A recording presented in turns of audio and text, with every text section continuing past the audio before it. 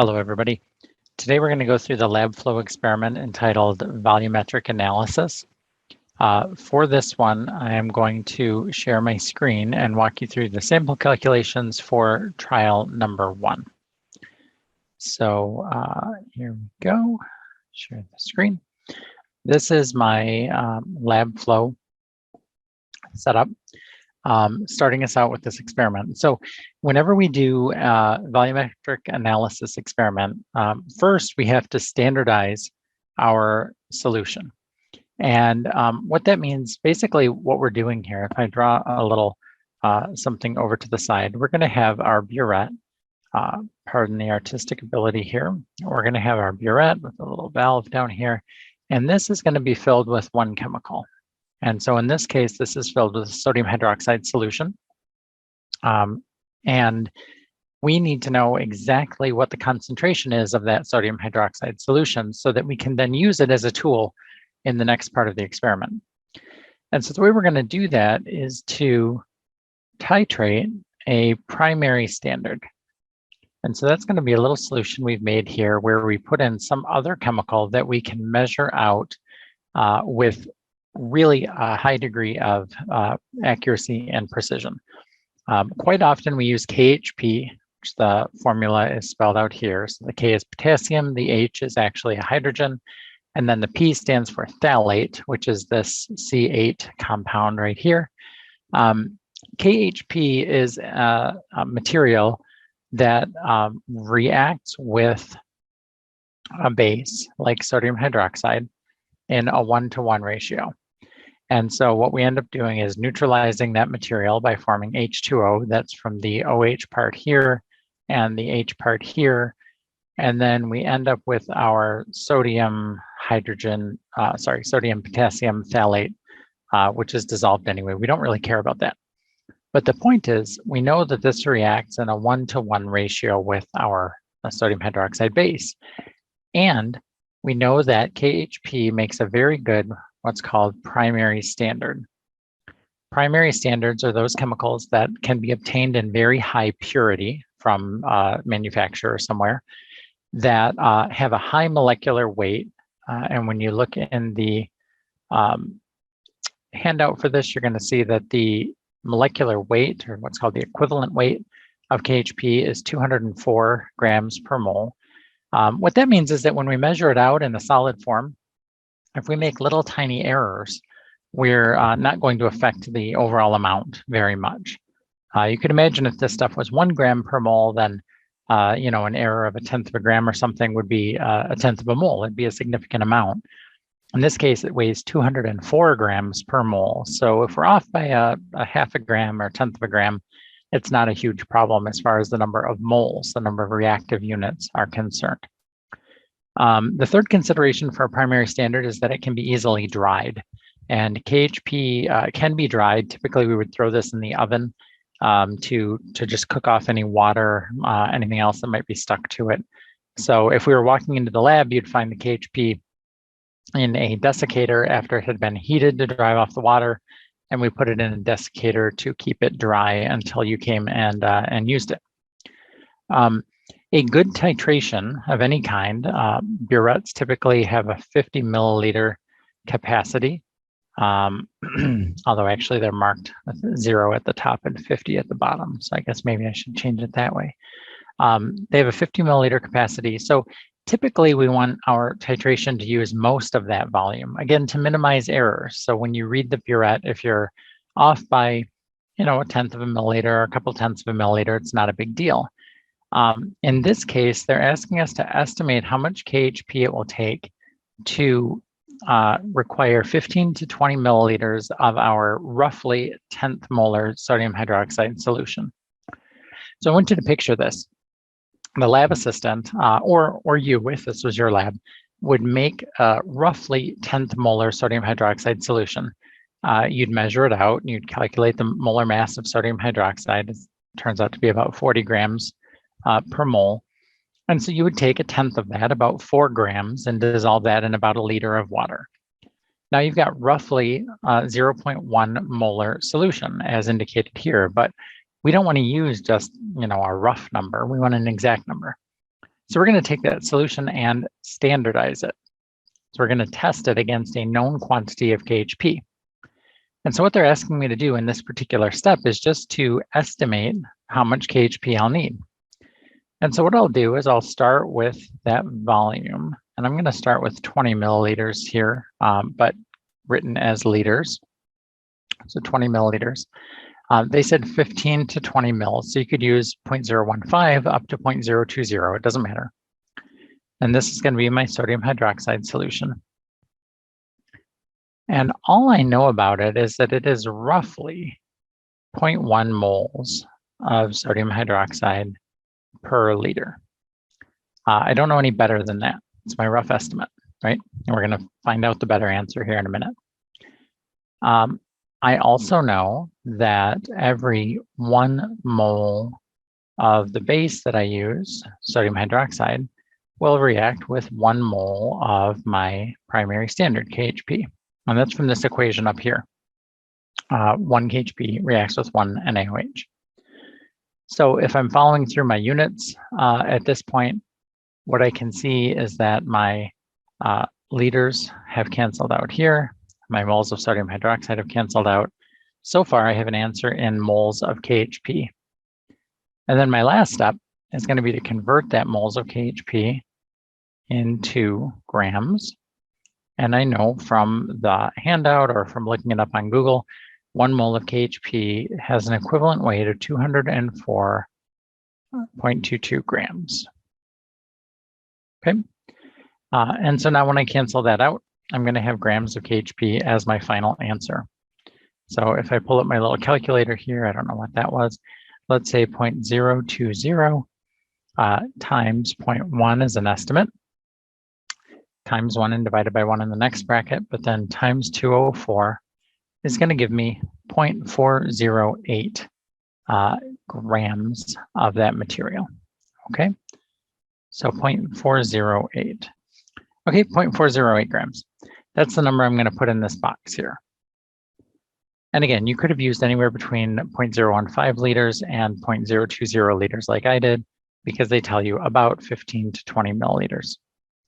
So that's my approximate mass. Now when I hit next here, and I clear my annotations,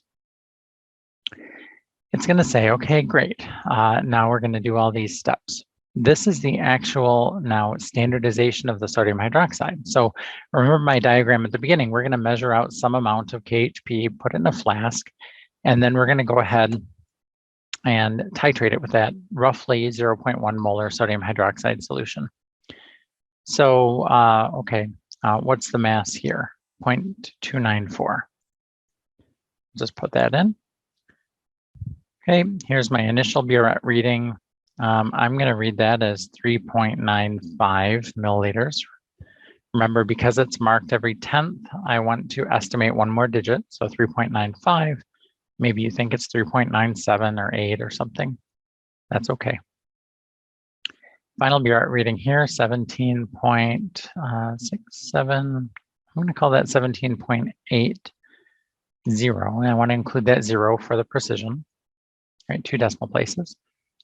And then we'll do trial number 2, which I'm going to skip past here very quickly because I'm not going to actually do trial 2. I'm going to calculate out trial 1 for you.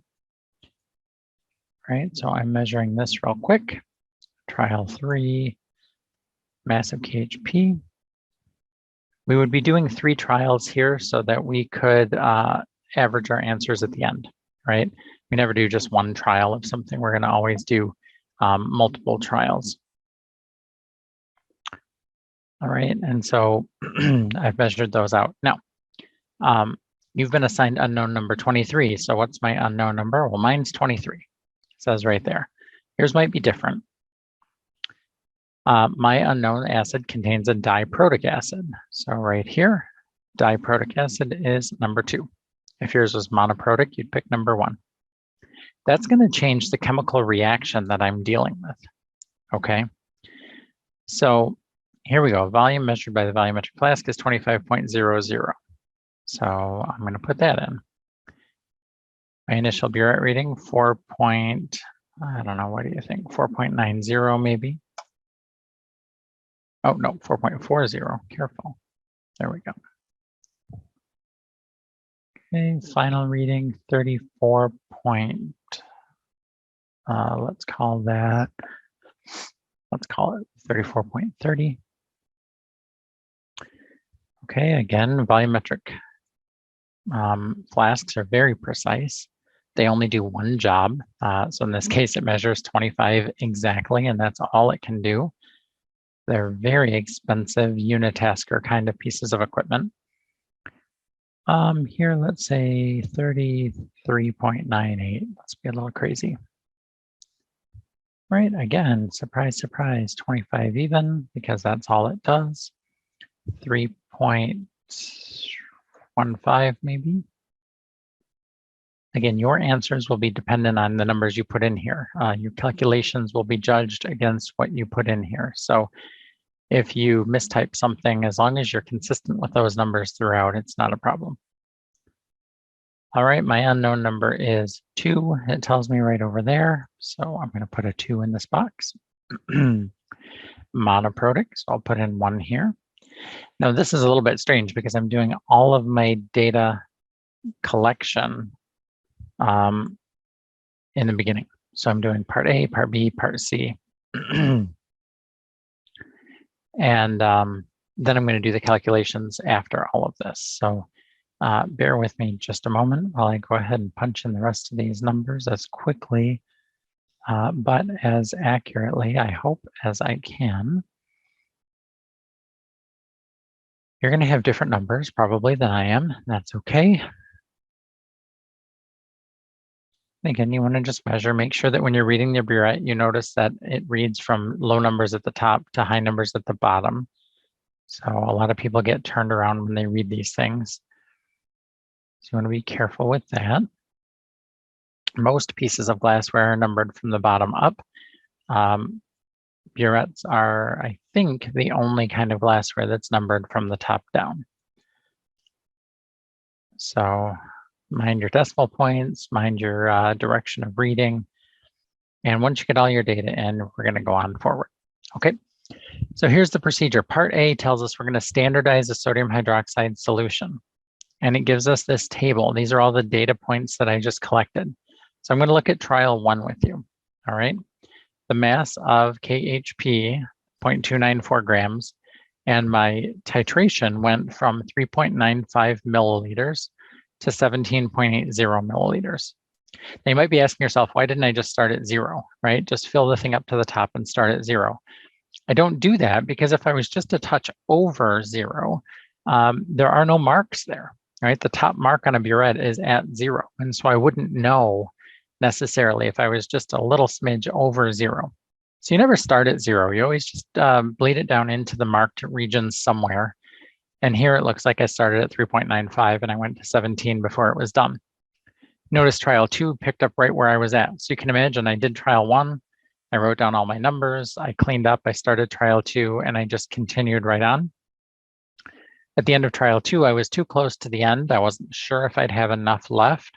And so I refilled the burette and I started up near the top again to do trial 3. And that's okay. It doesn't matter because we're reading the start and the end, and then we'll calculate the change. All right. So this is part 1 up here. I'm going to calculate the concentration, the exact concentration of my sodium hydroxide solution based on these part 1 numbers. Then for everything else, I'm going to use that exact concentration to try to titrate an unknown acid. So here's unknown number 23, and it's a diprotic acid in my case. That's a separate thing. So first, I'm going to use these numbers to calculate the exact concentration of my sodium hydroxide solution. So I'm going to scroll down to the point where I'm going to do that. Okay, so this is the table, VA4, that does the calculation for that sodium hydroxide solution. Okay. And what I'm going to say here is I need to calculate the moles first, because remember, chemical reactions are all in moles. Just so that we can remember, my reaction for the standardization is KHP plus sodium hydroxide gives me water and byproducts that I don't particularly care about, but we could sort of write it like that. Sodium, the potassium, the phthalate, okay?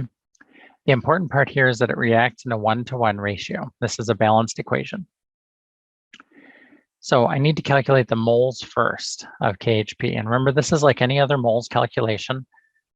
In my example, I'm starting with 0.294 grams of KHP. That was the data point that I measured right there. And I need to convert that to moles. I know from the handout that there's 204 grams of KHP for every mole. Okay, and so the math here is a division. I'm going to do it on my handheld calculator here. 294 divided by 204.22. I end up with a little tiny number. So you're going to say to me, Professor Stamper, how do I know when I get a number like this, how many digits I keep? And I'm going to say it this way. For LabFlow, it's going to judge this answer that you put in based on how many significant figures you should have. So since your grams number started with 3 significant figures, you're going to put in your moles number with 3 significant figures. So 00144. I'm rounding that digit right there. You could also put it in scientific notation. You could say 1.44 e to the negative 3, I guess it would be scientific notation. But you know, it's a reasonable decimal, just type in. For your calculations, though, I would suggest hanging on to this long number, because the longer your number is, the less rounding error you're going to have in your numbers. Okay. Here now I have the starting and ending measurements on my burette. I can subtract those to get my volume of sodium hydroxide I actually used. So 17.80 minus 3.95 gives me 13.85 milliliters. Right? Significant figures for subtraction says I'm going to keep whatever the smallest number of decimal points is. So I've got 2 decimal points in each number. I'm going to keep 2 decimal places here in the answer. And then concentration of sodium hydroxide. Well, look, I need moles and I need liters and I need to divide them.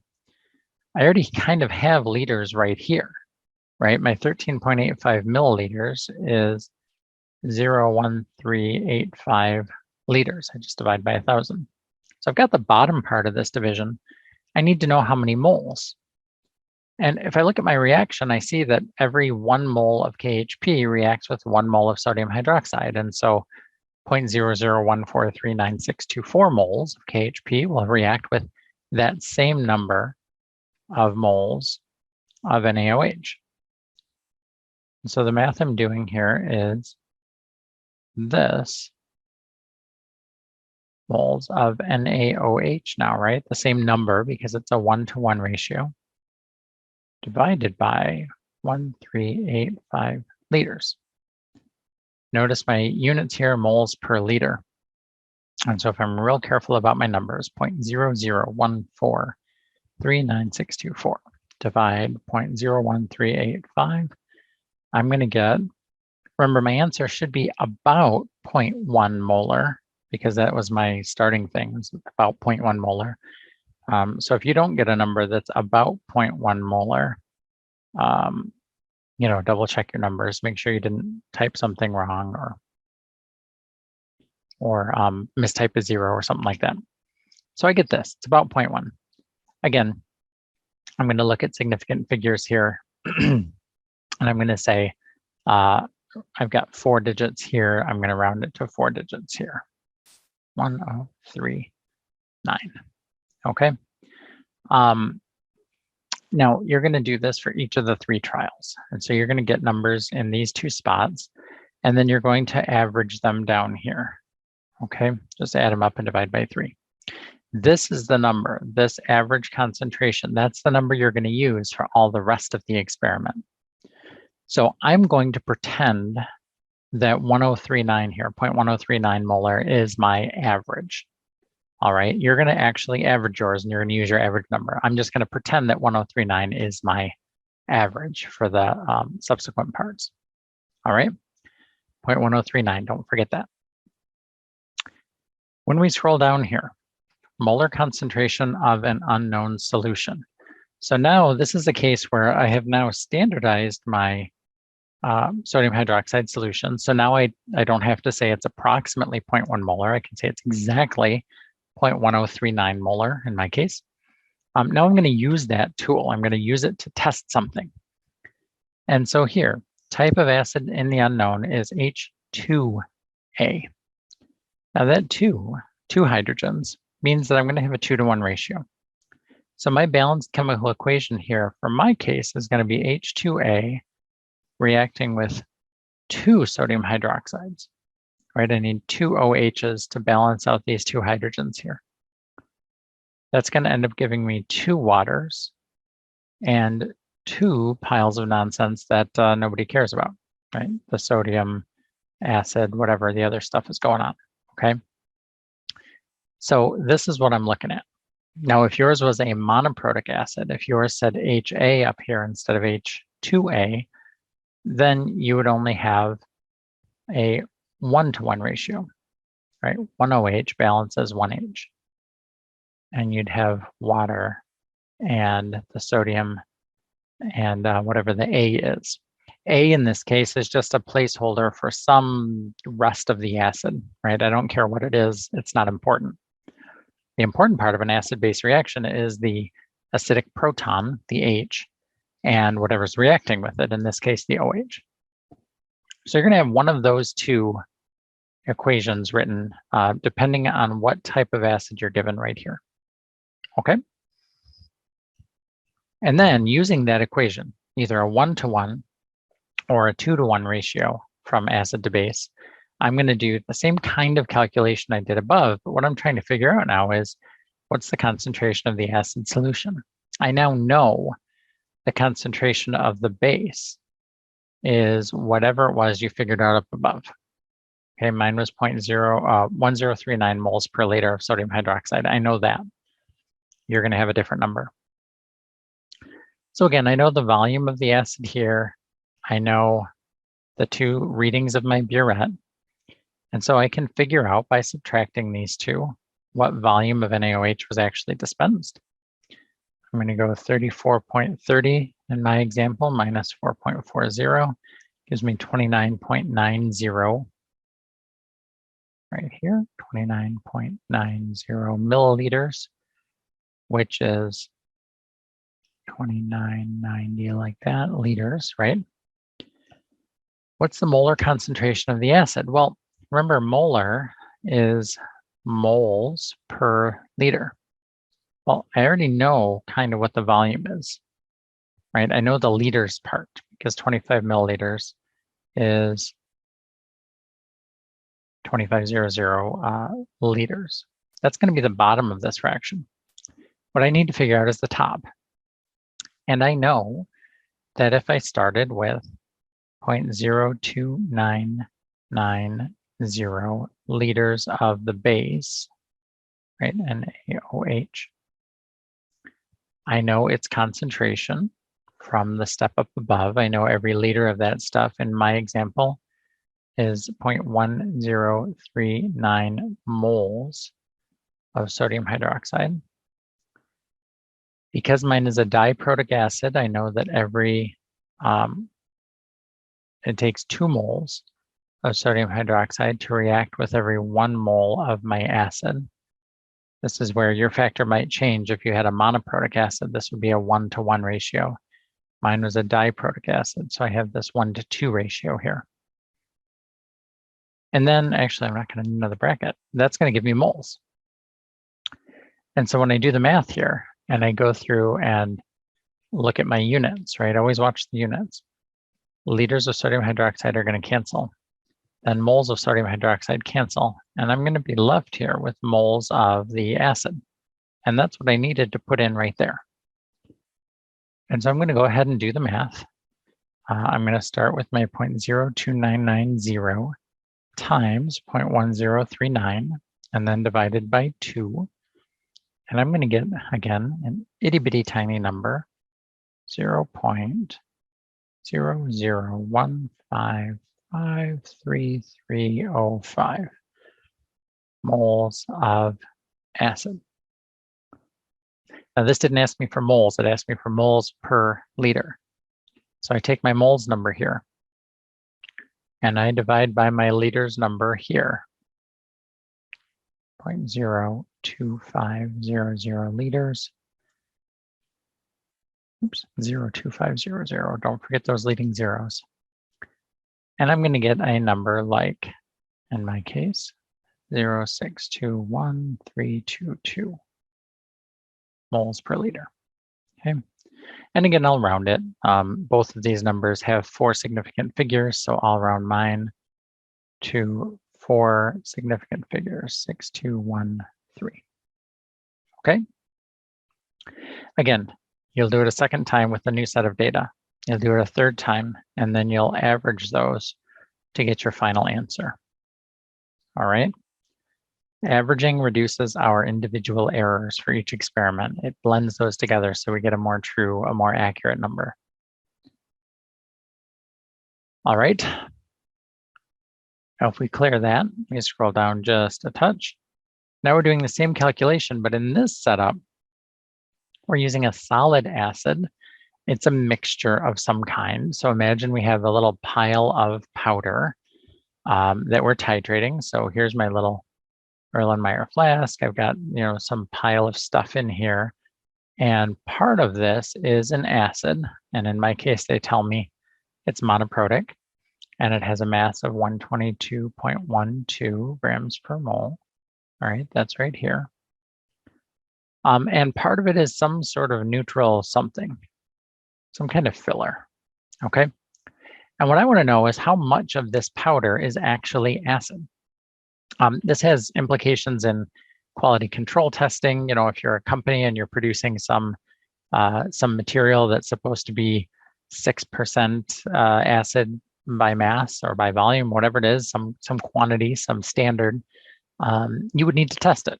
And so your company would have, a department, a quality control department that would test various lots of your product to make sure it matched, to make sure it was right. So this has implications in pharmaceuticals and industrial chemicals and all sorts of things.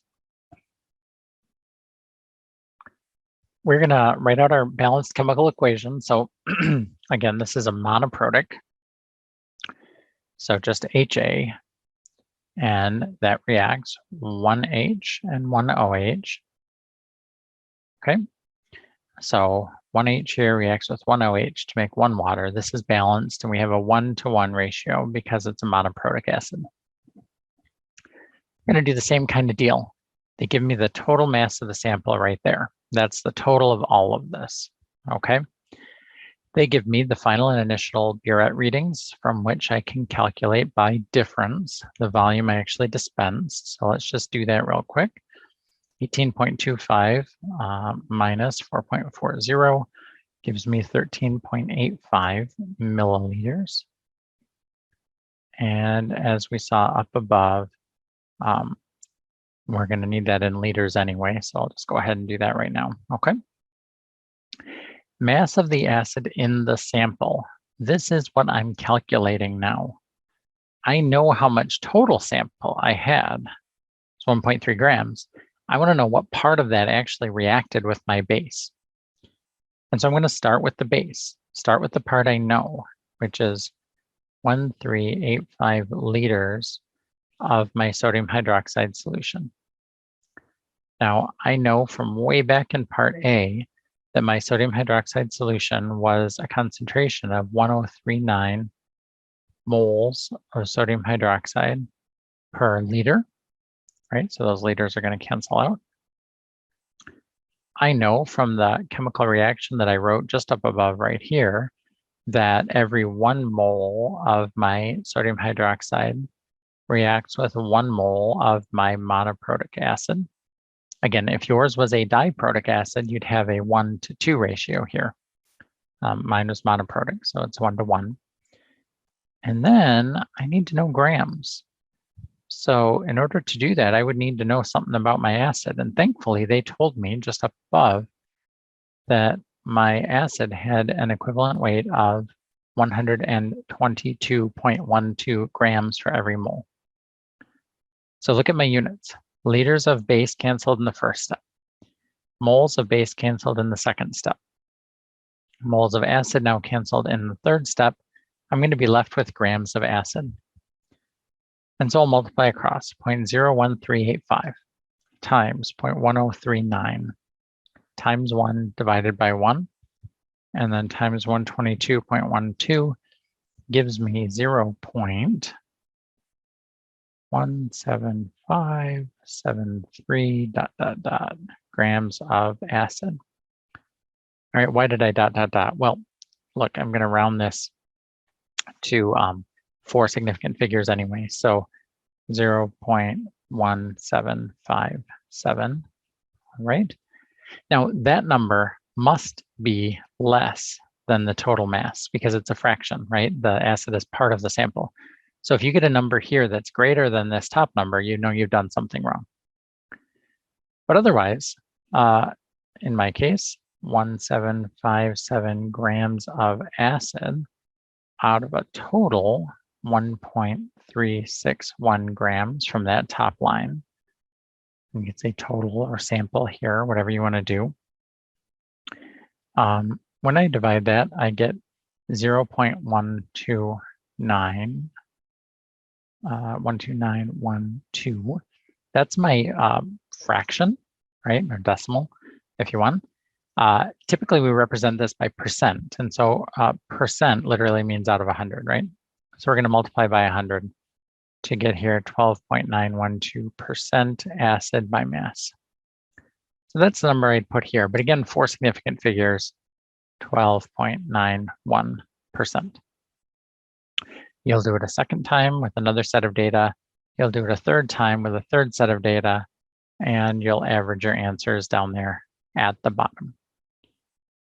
So the way that this lab is set up is very typical for a titration lab, a volumetric analysis lab, and that you're going to make an estimated solution. So this was approximately 0.1 molar base. We would have done that just by measuring stuff and mixing it together. The first step has always got to be to standardize that solution to make sure you know exactly what its concentration is. So we ballparked 0.1 molar. In our calculations, we ended up with 0.1039 molar. So now we know that number. We'll use that throughout. And then we did 2 different applications of that type of experiment. In this one, table VA5, we were titrating an unknown acid solution. And so we started with our volume of base that was dispensed, and we used the known concentration of that base to figure out how much acid was in there. We calculated a concentration. And then in the third part, table VA6, we did a percent by mass of an unknown solid acid. So 2 different applications. And then here at the end, you'll just upload your calculations. It says for trial 1, I just want to see some examples so I can see what's going on. And if you run into trouble, I can help you troubleshoot. So with that, that is the experiment. That's the whole plan that's going on. I'm going to stop the share here. If you run into any trouble, please email me.